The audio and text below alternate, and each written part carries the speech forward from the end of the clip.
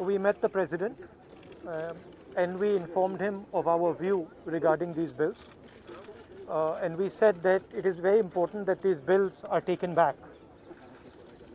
A couple of points we mentioned to the President. The first was the manner in which these bills were passed, without any discussion, without a conversation with the opposition parties, and certainly without a discussion with the Kisans of this country who have built this country.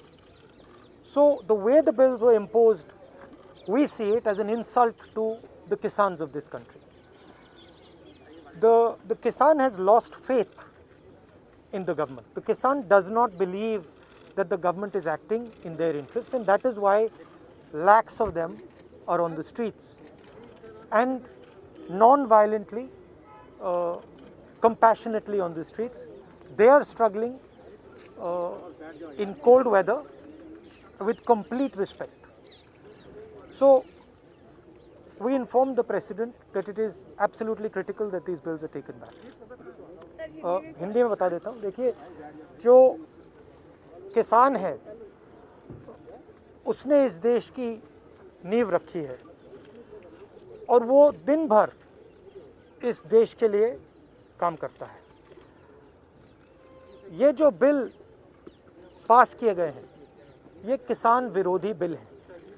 प्रधानमंत्री जी ने कहा था कि ये bill किसानों के हित के लिए हैं.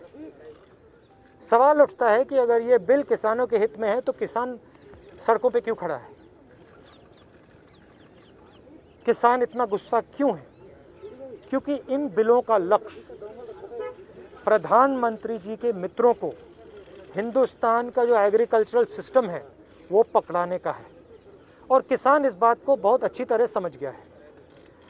किसान की शक्ति के सामने कोई नहीं खड़ा हो सकता है. और सरकार को गलतफहमी में नहीं होना चाहिए. सरकार को ये नहीं सोचना चाहिए कि किसान हट जाएंगे, डर जाएंगे. किसान, हिंदुस्तान का किसान डरेगा नहीं, हटेगा नहीं जब तक ये बिल रद्द नहीं कर दिए जाए. सरकार को गलतफहमी में नहीं होना चाहिए. किसान कॉम्प्रोमाइज़ नहीं करेंगे.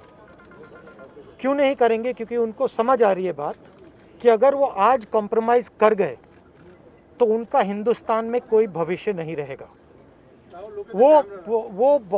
उनको बहुत क्लियरली ये बात समझ आ गई है कि अगर वो आज नहीं खड़े हुए, और मैं किसानों से कह रहा हूं, अगर आप आज नहीं खड़े हुए तो फिर आप कभी नहीं खड़े हो पाओगे.